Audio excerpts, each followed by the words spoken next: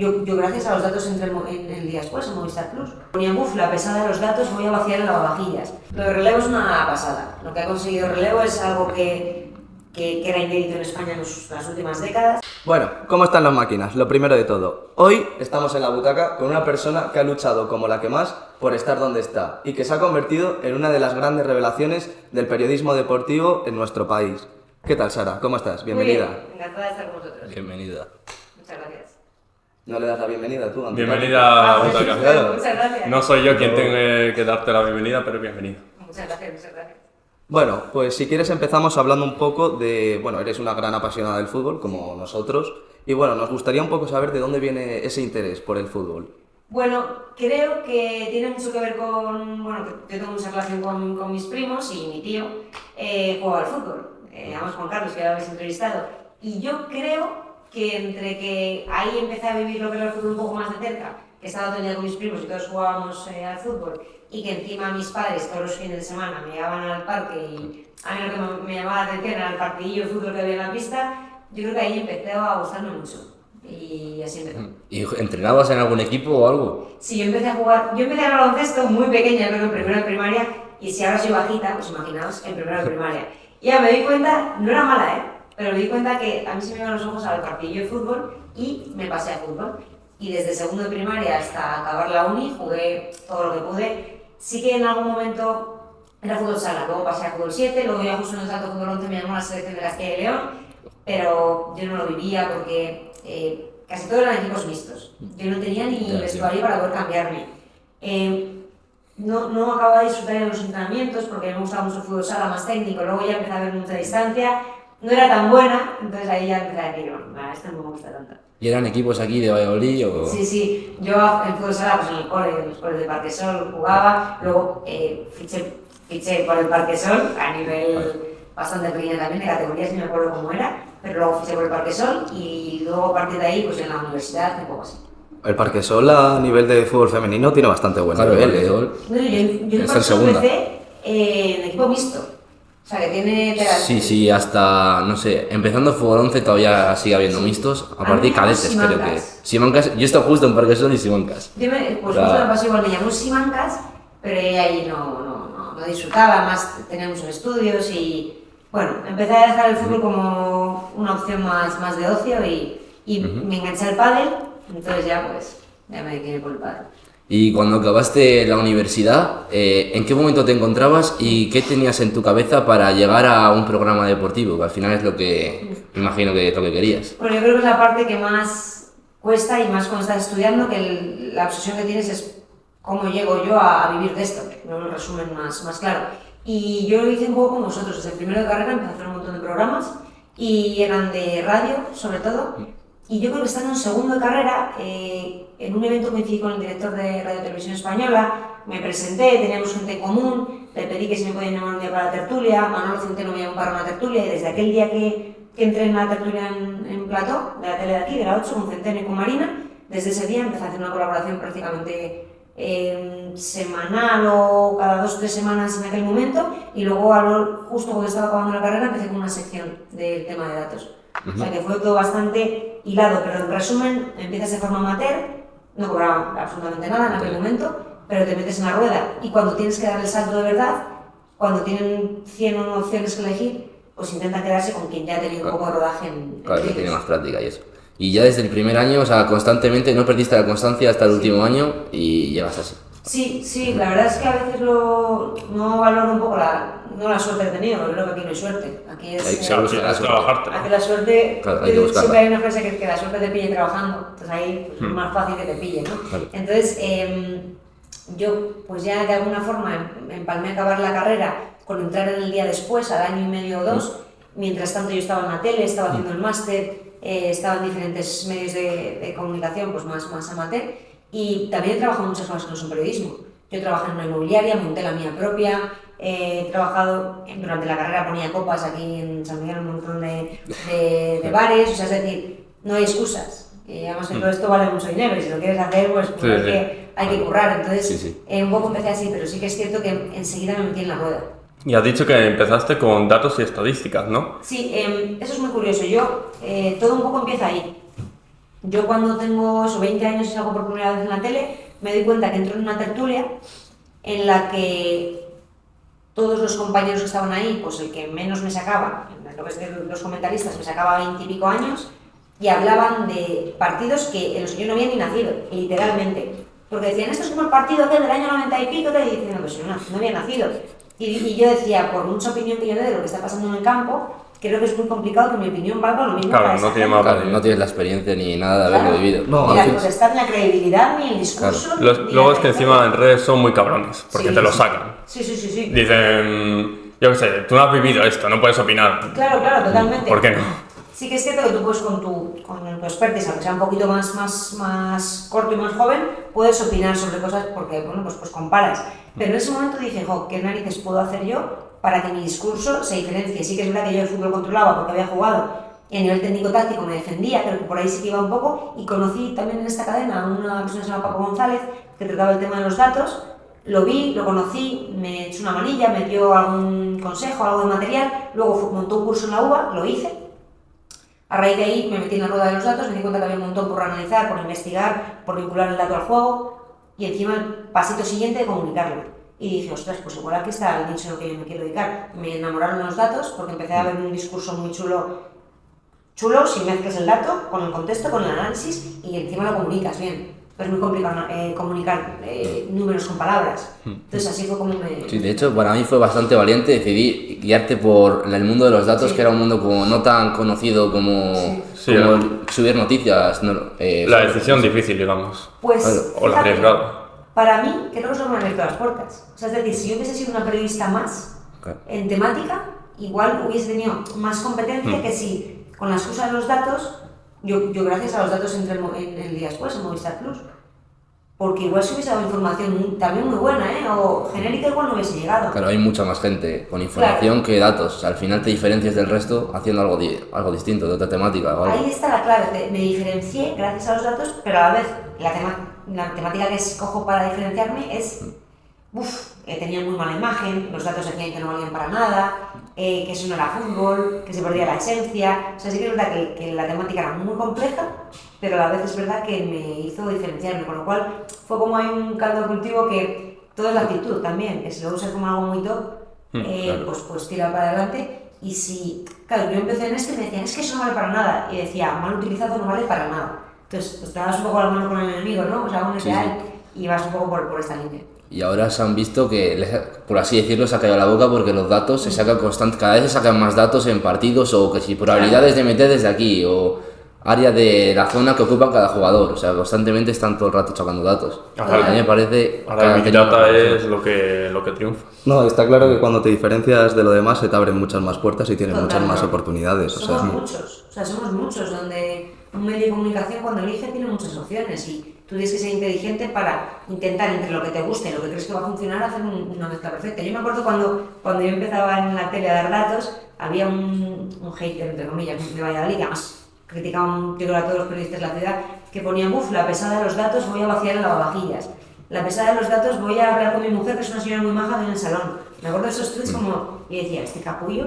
Y luego este tío pasaba el tiempo y me decía, oye, ¿cuántos corners ha sacado el Valladolid con respecto? Y decía, pero no era el... No, ya está. Y eso pasaba. Y con el tema de los datos, ahora es una realidad. Porque de un partido se extrae muchísima información y mucha información se nos va por cosas subjetivas. Y si a un jugador tenemos que atravesar por cualquier cuestión, está mucho más analizado que otros. Y eso pasa de forma constante. Entonces, es una forma de objetivizar la información. Ahora, yo esto lo digo mil y una veces, el dato es un complemento de lujo. O sea, que yo viva de los datos no quiere decir que vaya a hacer que el dato sea todo. No. Tienes que saber del fútbol, si te sacas el curso de entrenador, muchísimo mejor, si has jugado mucho mejor, si conoces el juego mucho mejor, si conoces a los equipos, vital. Obvio, con el dato solo no se va a ningún lado. Entonces, claro, hay que entenderlo como un complemento y ahí pues te haces más fuerte. no, yo de lo que estoy seguro es que algunas de las personas que más te lo agradecen son gente que forma parte de los cuerpos técnicos de los equipos, porque cada vez el fútbol está más tirado al mundo de los datos, cada vez se analiza más, siempre están ahí en el banquillo con el iPad, que estoy seguro que lo que tienen pues son datos, pases, cuánta distancia lleva uno, otro, Eso es. Entonces seguro que lo agradecen Ese mucho. es realmente los verdaderos receptores del dato son los cuerpos técnicos. Lo que pasa es que nosotros como periodistas tenemos también que entender que si eso es vital para un club, también es muy importante que lo entienda la gente y que sepa un poco lo que hay detrás. Entonces, La clave para mí es intentar que los analistas lo trabajen de una forma y nosotros como periodistas decir, ojo, aquí miden el rendimiento técnico-táctico. Yo te voy a dar cosas curiosas que te pueden interesar para entender mejor el juego. Y que lo bueno de los datos es que hay muchos datos que sorprenden. Y si sorprenden es porque el ojo humano no es capaz de verlos. Con lo cual, joder, estás dando a la gente de más, que no los quiere, perfecto, que te ignore, pero tú dáselos. Y poco a poco cada vez nos lo piden más, nos lo exigen más. Bueno, tras todas estas etapas que nos acabas de contar, llegaste a relevo. Sí, sí, sí. Quiero que nos cuentes un poco sobre tu etapa en relevo, cómo es, qué trabajáis. Lo de relevo es una pasada. Lo que ha conseguido relevo es algo que era inédito en España en las últimas décadas. Relevo pertenece al Grupo Vocento. El Grupo Vocento es un grupo muy grande que tenía cierto beneficio porque estaba haciendo las cosas muy bien. Al final pensamos en Vocento y pensamos en el ABC, pero hay muchísimo más. Son cantidad de cabeceras locales en Norte de Castilla, entre otras muchísimas, con muchos periodistas de mucha calidad repartidos por toda España y con otras muchas líneas de negocio. Entonces Vocento decide hacer un medio deportivo, pero de verdad. Pone a Óscar Campillo a la cabeza, que fue director de marca, que es una eminencia, es castellano también, además, creo que es de León, pero bueno, el mate. Y Óscar Campillo conforma un equipo de más de 80 personas en los que van a pescar en cada campo lo mejor de cada casa. O sea, que no por mí, sino porque yo trabajo con ellos. Hay gente que viene de Amazon, de la liga, de clubes, de cantidad de medios top.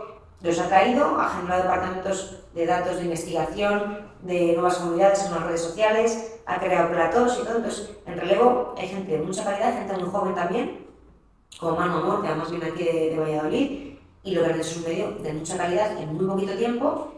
Y comunicamos, la clave del relevo es que comunican cada red social de una forma distinta. TikTok tiene su lenguaje, sus profesionales, Twitter los suyos, redacción y la web tiene los suyos. Entonces, han hecho las cosas muy bien. Yo me encargo del departamento de análisis de datos e intentamos comunicar de una forma objetiva y lo mejor. Hacemos temas que son solo de datos y sobre todo que los datos forman parte de los temas de muchos actores. Que os mola mucho porque al final es una forma de hacer que la información evolucione en nuestro país por contenido y porque nos recibe gente más joven, que ya era hora de hablar para la gente joven. Claro, cambiar de generación, porque estamos acostumbrados a ver la radio a gente súper mayor, o sea, por ejemplo, en la COPE mismo, que hemos estado hace nada con eso. O sea, y ahora yo creo que el salto está con las nuevas generaciones, que se adapta más, porque han vivido el cambio tecnológico también, están más adaptados y yo creo que es la solución. Hay un salto generacional tan grande que si a mí me pasa con mis padres, que hay cosas que no me acaban de entender, con mi primo pequeño, con Miguel, que creo que cumple 14, 15 años, y a veces digo, ¿pero qué haces? Yo la primera vez que me pasó en una abuela cebolleta, pero no sé qué digo, al hype, pero no sé qué digo, ¿qué dices? Hace ya como 2 años. Dejo el hype, pero la primera vez que lo escuché, claro, ahora me hago la chula y lo digo yo, que he puesto un ejemplo chorra, ¿no? Pero hay un salto generacional muy grande y Relevo lo ha abordado desde la base, que es ir a hablar a las nuevas generaciones. Y a nivel de género también ha roto con el mercado, que el fútbol femenino no vende. ¿Cómo que el fútbol femenino no vende? Vende, gusta, entretiene, informa y llena a mucha gente. Bueno, ahora está en su mejor momento el fútbol femenino. Mira el por lo menos campo en ayer, España. contra el Chelsea, está completamente lleno. Y normalizamos lo que hace el Barça femenino, normalizamos lo que ha hecho el Sacutellas, pues historia. Y dentro de 10 años diremos que nosotros lo vivimos. Entonces, Relevo ha roto con todo lo establecido a base de trabajo, trabajo, trabajo. Ahí se echan muchas horas y la gente las echa feliz, todos a una, y lo que han hecho va ya a cambiar las cosas y les va a cambiar. Y el tema del deporte femenino, o sea, por favor, que decían que tiene un público que antes estaba totalmente ignorado. Eso también hay que tener en cuenta. Y luego encima, es que lo de relevo no es como nosotros que nos ponemos 6 tíos a empezar a hacer entrevistas y no tenemos ni idea de nada. Pero ahí es todo profesional, cada uno tiene su departamento en lo que es especialista en eso y llega más gente porque son expertos, claro. Y todos ves el listado y ves que este ha estado en Marca, este ha estado en AS. Es todo muy profesional a pesar de ser muy reciente. Claro, la gente confunde lo joven y lo moderno con algo que, bueno, que todavía tienen que formarse, ¿no? Es que Relevo ha hecho un equipo muy joven y dinámico con gente que era crack en sus departamentos y sus empresas. Fermín viene de Amazon Prime, que era el mejor allí. Marta Caparrós, que la directora de vídeo, viene de EFE, de la agencia, de ser una de las responsables máximas de vídeo y de imagen. O sea, que es que han fichado a lo mejorcito de cada casa y encima, bueno, pues ha hecho un equipo que está cambiando las cosas. Es que ya no es el Twitter de Relevo, es que tenemos una web que es impresionante y la especialización del trabajo. Yo siempre cuando hay que especializar el trabajo y enfocarlo a un tiro claro. A mí algo que me gusta hacer principalmente a los periodistas es preguntarle qué es lo que más le gusta y lo que menos de su trabajo. O sea, Buah.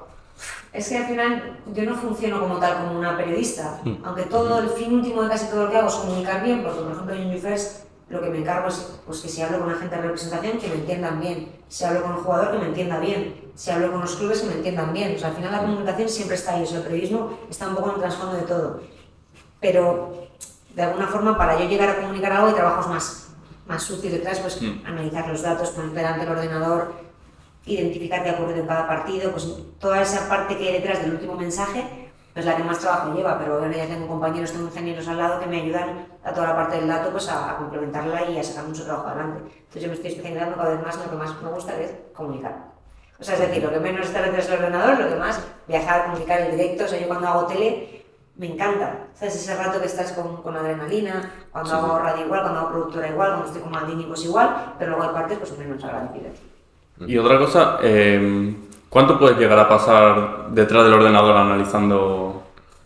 Pues a ver, procuro que cada vez menos porque ya cada vez se automatizan más esos procesos. Tenemos proveedores que cada vez nos facilitan más estar en el ordenador, pero yo entre semana, aunque tengo mucho rodaje en cámaras, en directos y en Twitch con relevo y en Estudio Estadio, con Maldini, con la productora, tengo mucha cámara, pero mi horario, por así decir, yo me estoy un lunes a las 9:30 en la oficina, más o menos, para que os hagáis una idea, y antes en la redacción, y bueno, a saber cuándo te vas. Pero cuando tienes que viajar, pues viajas y estás menos con el ordenador. Pero hay muchas horas detrás, muchísimas. ¿Y te meten caña? Bueno, yo... mi problema es que la caña me la he metido yo siempre. O sea, yo tengo la gran suerte, o no, de que a veces pues son mis jefes los que dicen, oye, pues relaja un poco, que ni es bueno ni malo, son diferentes estilos.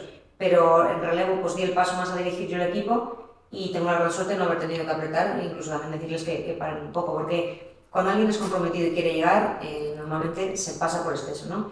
Hablo de mi equipo.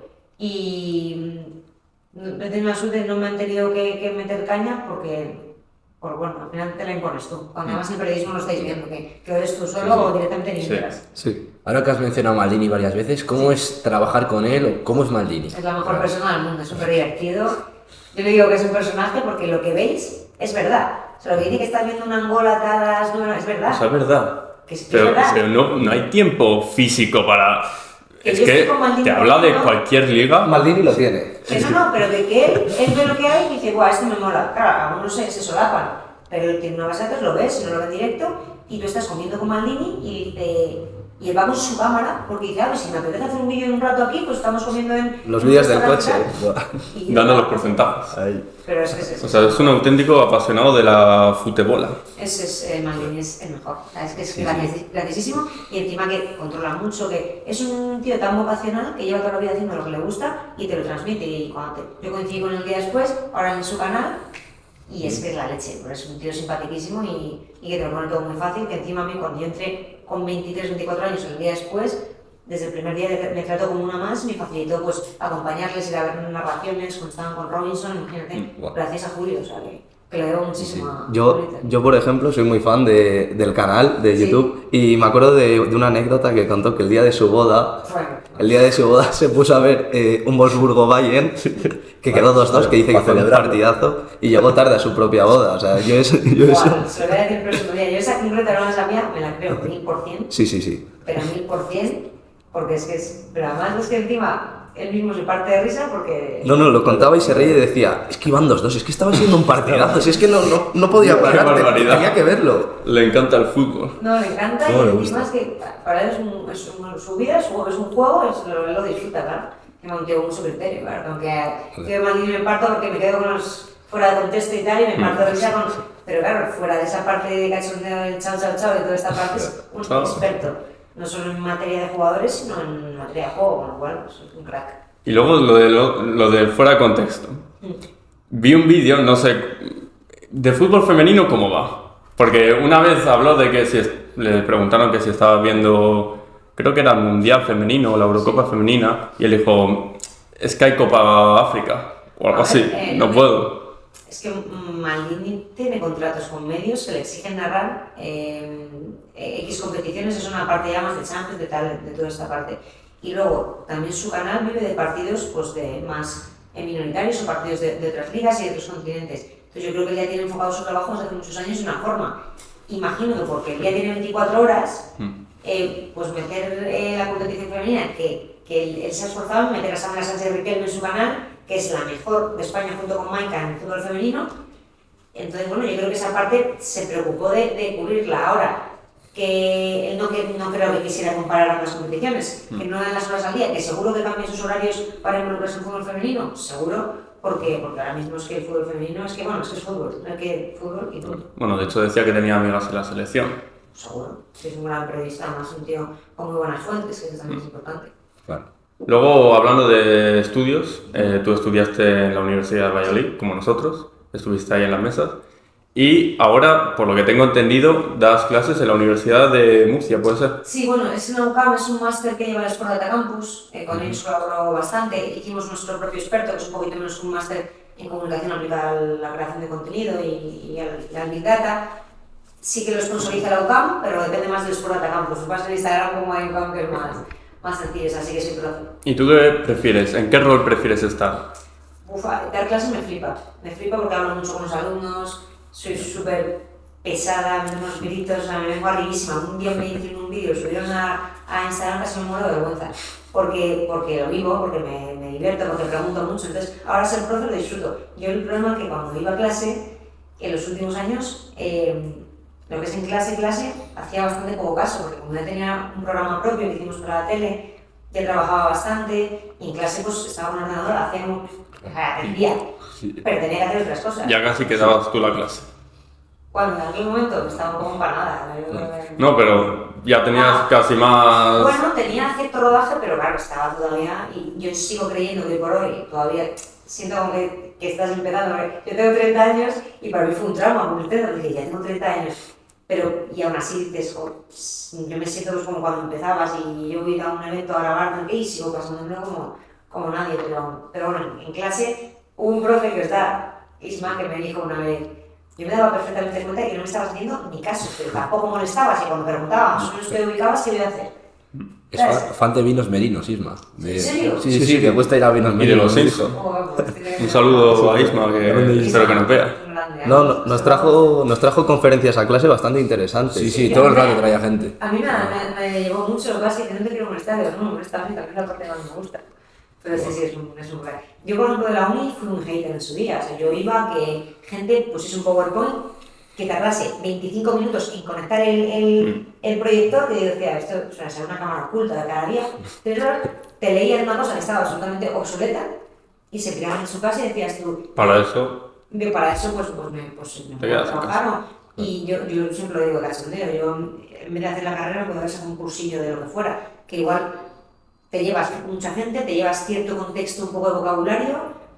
Yo con el micrófono estuve una mañana o 2, en un plató estuve una mañana y media 2, que hacen lo que pueden, pero con lo cual habrá que cambiar algo, ¿no? Habrá que meter a los alumnos a hacer esto, a buscarse la vida, a buscar fuentes, a trabajar un poco más de campo. Creo que es lo que en las unis hace falta. Me llevé profesores brutales, pero te da rabia que al final pues lo hubiera hecho uno leyendo un libro en mi salón. Al final es un poco por lo que estamos nosotros aquí. Hombre, Claro. evidentemente lo hacéis muy bien, además que os lo habéis buscado la vida, que os habéis buscado el material, que contactáis con la gente, que habláis de la gente, pero es la clave, sí. A mí este tipo de cosas me flipan. Yo me acuerdo de mis primeras entrevistas que yo hacía y vas, joder, súper emocionada, pero pasas genial, luego ya el día a día te come y es totalmente distinto. Es que depende de cómo lo enfoques. Si lo enfocas como tu trabajo, Cambia, claro, porque pero es un hobby. si lo ves como algo que te gusta y quieres hacer tú por tu cuenta, pues cambia la cosa. Totalmente. Pero bueno, nos hacen muy bien, chicos, la verdad. Venimos aquí a pasarla bien nosotros. A pasarla bien chingona. Es lo mejor, es la mejor parte, cuando te lo tomas súper en serio ya es como más curro. Pero bueno, todas las épocas tienen su Claro. parte buena. Y ahora, pues un poco volviendo a la actualidad, nos gustaría hablar sobre cómo ves al Real Valladolid. ¿Cómo lo ves este año? Pues a mí es que me gustaba mucho el equipo con Pacheta, me mola mucho también con Petzolano, pero creo que está muy intenso el equipo, que es el cambio más claro que he visto. A ver, yo no soy objetiva con el Valladolid. Igual veo un partido del Villarreal y no lo analizo más y me meto más en el juego y yo con el Pucelán, bueno, esto si quieres, lo que quiero es que gane y lo vivo. Para mí Álvaro Aguado es un jugadorazo, lo digo en cada entrevista, es un jugadorazo. y me flipa cómo juega, entonces veo que cuando él sale cambia muchísimas cosas, entonces me encanta, además que me llevo muy bien con él y con su chica y lo ves y lo vives distinto, pero lo veo más objetivamente. Veo al Valladolid, creo que se va a salvar, de manera, es lo que haga falta. Anulo Mufa. Nos va a hacer, nos va a hacer sufrir, pero yo lo veo bien. Yo creo que hay muchas cosas que mejorar, errores que subsanar, pero si esta intensidad no está provocando muchos errores aislados, obviamente lo demás sí lo creía que también es fruto de la planificación del partido, pero yo creo que hay que seguir por la línea pre-Valencia y a seguir ganando. Nos gusta sufrir. Los fans del Pucela estamos acostumbrados ya, así que... Claro, es un club preparado para estar en esta situación y la tiene que afrontar y la afición también. Que a veces la afición se nos va a la pinza y nos damos cuenta que, oye, que es un club que ha hecho muchos esfuerzos a nivel económico y deportivo para tener una plantilla lo más competitiva posible y creo que el trabajo en el mercado de invierno de Fran Sánchez ha sido espectacular. El mercado de invierno ha sido una salvada porque a la vuelta del Mundial dimos un bajón de la hostia. Y con los fichajazos que no han salido súper bien porque Larín venía de no meter goles y mira... Jongla muy infravalorado, o sea, ahora mismo me parece de lo... Jugadorazo del 15 y luego algunas es que bueno, que por el tema de lesiones, pero que es otro jugadorazo. Hicimos un estudio de relevo y el Real Valladolid fue el equipo, creo que de las 5 grandes ligas que más jugadores que habían tenido presencia en el Mundial habían fichado. Y para eso tienes que tener un equipo de dirección deportiva muy guay. Yo creo que el club está en las cosas bien. Yo la verdad es que no estoy muy objetiva en ese caso, porque creo que valoro mucho también el trabajo que se hace en unas oficinas, que a veces no está tan valorado, solo cuando salen mal es cuando nos fijamos. Pero bueno, con el Pucela soy cero objetiva, solo quiero que gane. O sea que... ¿Y qué opinas tú ahora mismo del fútbol en nuestro país en general? ¿Crees que la Liga Española está en decadencia? A ver, yo creo que todo es cíclico. Y que cuando en una liga como la española, que creo que era lo mejor del mundo hace 7-8 años, pues se te empieza a ir Neymar, se te va Cristiano, se te va Messi, pues evidentemente que cambias en exposición, que cambias a nivel técnico-táctico, pues se vuelven ligas mucho menos goleadoras, que en llegada cambia todo, que es un hecho que cambia. ¿Que ha bajado el nivel? Bueno, yo creo que es un hecho. Simplemente por las entradas a los estadios y por la representación de clubes españoles en competiciones europeas. Claro que cambia, que llega siempre el Real Madrid que con esa presencia con las Champions que tiene es increíble y hace que todo eso suavice un poco, pero claro, ha cambiado un poco ahora, creo que es cíclico. Formemos buenas canteras, sigamos sacando jugadores como Pedri y como Gavi, sigamos fichando jugadores de tanta calidad jóvenes como Camavinga, como Tchouaméni, como quien sea, y bueno, intentemos que la parte cíclica mala dure lo menos posible, pero sí, va a cambiar un cambio. Claro, sí, va por ciclos, como dices. Yo creo que reflotaremos y también alguna estrella seguro que viene a la Liga Española y va a repuntar otra vez seguro todo. Seguro, y que igual que vino Cristiano en su día, igual que acabó Neymar aquí, etcétera, bueno, pues... Esperemos que venga la tortuga, ¿eh? La tortuga. Yo, por ejemplo, confío en el regreso de Lionel Andrés Messi Cucicini. Cucicini. Messi es mucho más que un jugador, ya es que Messi en sí es una marca, es un emblema y es que muy mediático. Messi a la Liga le daría vida. Para mí es el mejor jugador de la historia en el club, entonces pues que esté, aunque esté en su época final, pues es que nunca sobra. Mientras reina a favor de todo lo que el Barça tiene que hacer ahora, pues ojalá, eso es espectacular para nuestra competición. Pepe Domingo nos decía que lo de Messi era toda una mentira, que era un invento de Laporta para ocultar lo de Negreira. No sé lo de la vuelta. Pues, la vuelta, sí. No sé qué opinas tú. Yo digo que lo que no tengo ni idea, no puedo opinar. Él es una persona con muchas más fuentes que yo y más información, entonces si él dice eso, pues sus argumentos tendrá.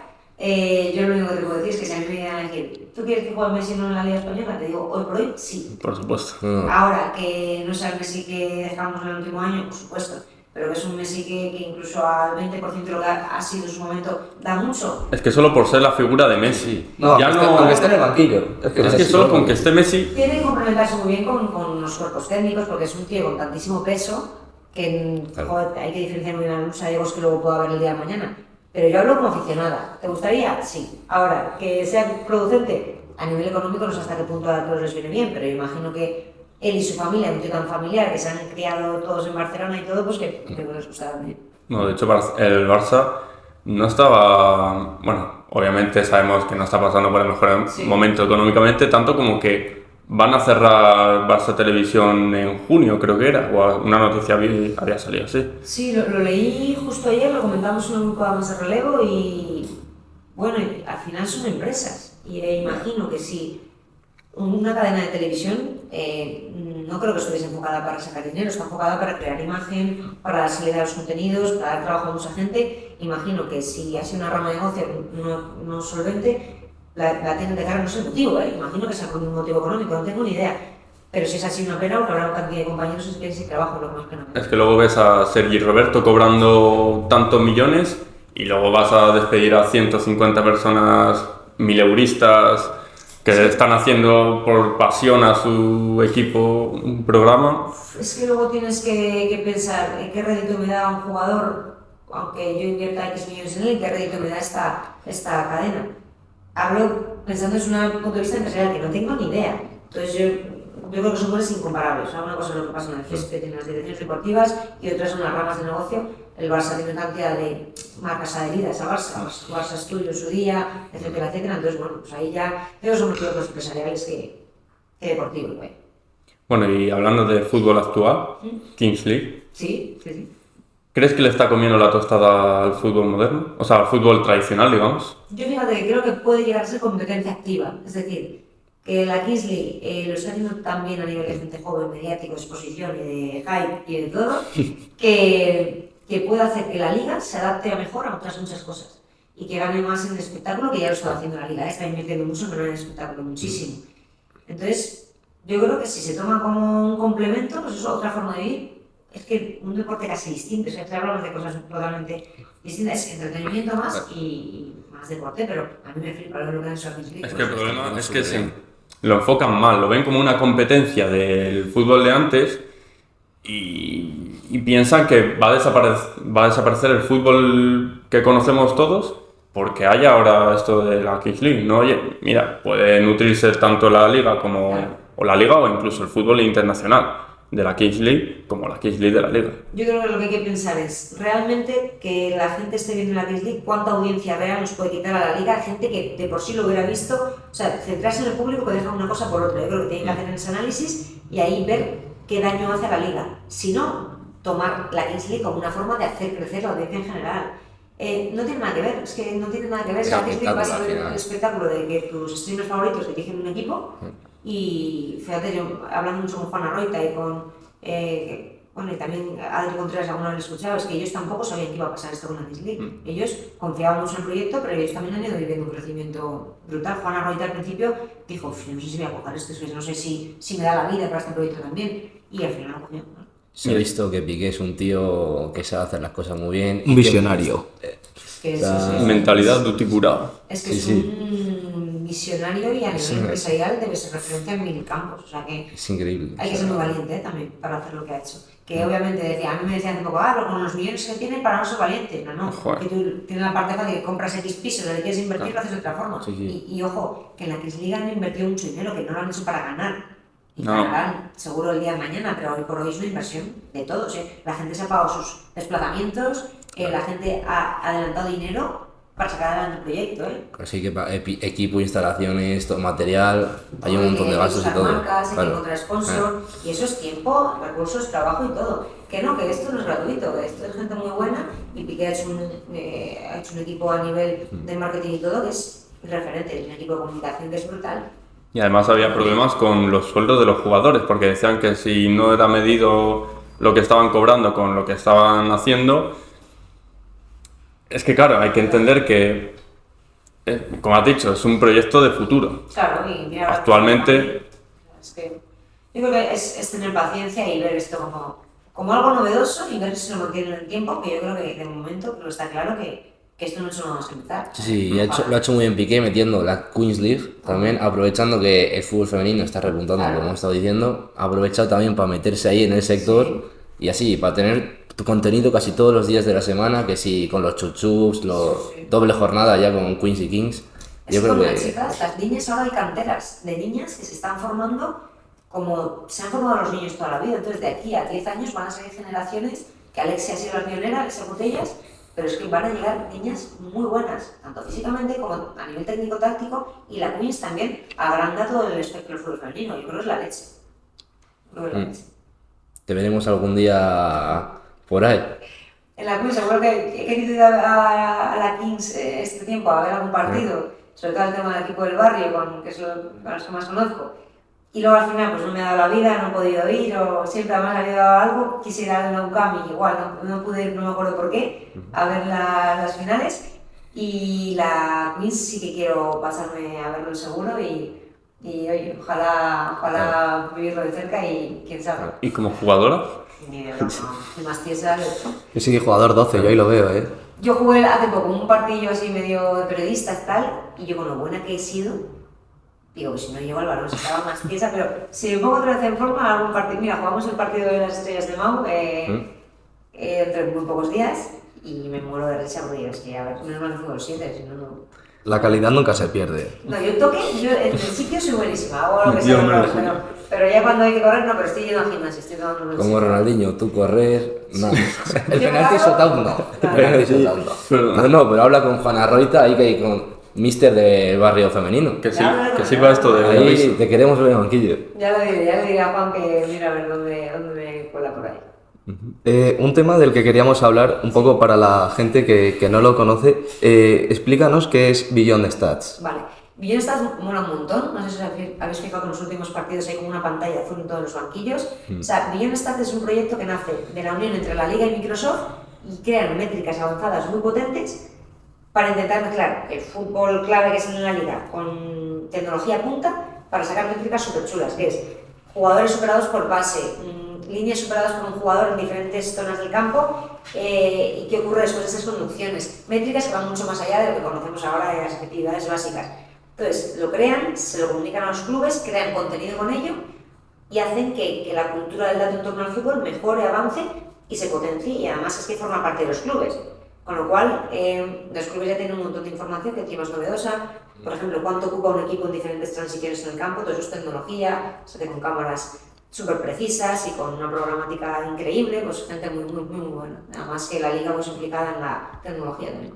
Ahora has dicho una estadística, la del jugador que más líneas supera. Sí. El del Real Valladolid yo vi que era Álvaro Aguado, así que hago un llamamiento, por favor Álvaro, renueva, por favor, te lo suplico. Wow, es buenísimo. Es que a mí me gusta mucho, me encanta, el Yannick me flipa. Obviamente hay muchos jugadores muy buenos, Lari lo que está haciendo es tremendo, pero yo, vamos, nada más que es un chaval encantado, un chaval que debuta en primera este año, en segunda se salió porque Pacheta le tomó como alumno más y le dio la oportunidad de mostrar lo que demostraban los entrenamientos en los partidos, pero pasó una muy mala época que no dependía de su juego, sino que dependía pues, que iba a clubes que por lo que fuera no se le tenía en cuenta y además es un chico que su hermano es preparador físico, es doctor además en ciencias de la actividad física y del deporte y su hermano le ayuda a prepararse, entonces físicamente es que hace cada partido un nivel de exigencia física que es tremendo. Yo me acuerdo de cómo era Álvaro Aguado cuando llegó a Valladolid y cómo está ahora. O sea, Es que está... hay un pequeño cambio, la verdad. Sí. Cambio... Eso es constante, es un tío muy constante. Y bueno, yo creo que es muy buena. Hay mucha constancia en el club y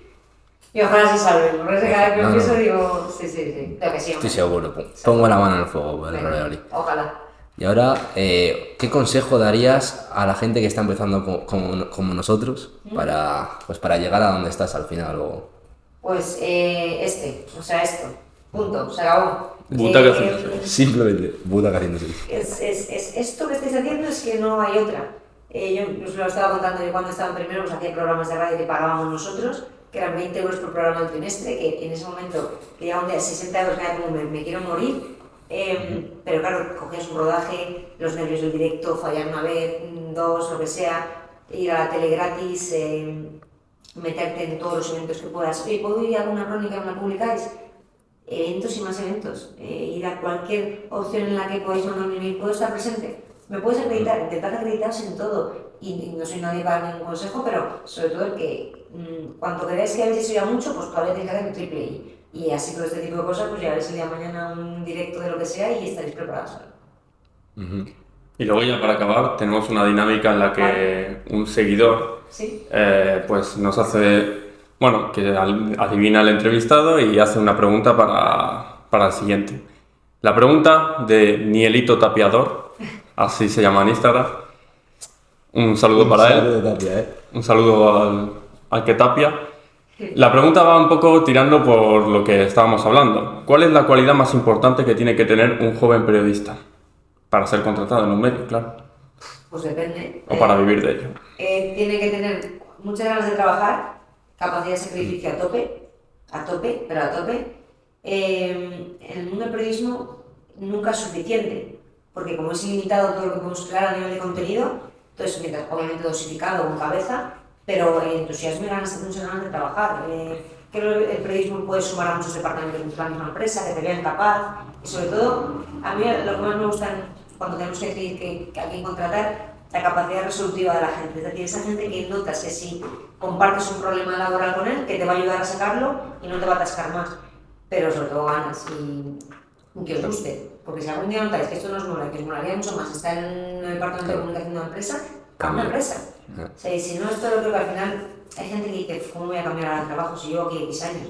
Que nunca es tarde, vaya, que no... Claro, si te quedas en un trabajo que no te gusta, al final Eso vas a es estar verdad. jodido toda tu vida, o sea... Eso es lo que yo tengo una gran suerte de vivir muchas dinámicas periodísticas distintas. Te permite decidir qué es lo que más te gusta. Yo tengo claro que es la televisión y el mundo del fútbol a nivel de industria en agencia, pero hace 4 años igual no lo sabía, entonces hasta que no lo ruedas, pues no lo vives. Así que seguid con estas historias que son muy guays, además lo hacéis entretenido y muy bien. Bueno, pues te quería dar las gracias por dejarnos tu tiempo, que estás súper ocupada con Bueno, todo esto, gracias. y por dejarnos grabar aquí, que está súper bien, y es Sí, un placer. En un despacho, así que O sea, sin problema. un placer así, Ahora la nos vamos verdad. a tomar unas aguas y a volver por ahí. Así que... Muchas gracias, Sara. Vamos a Muchas continuar gracias. enseguida. Chao, chao, chao, chao. Chao, chao, chao, chao.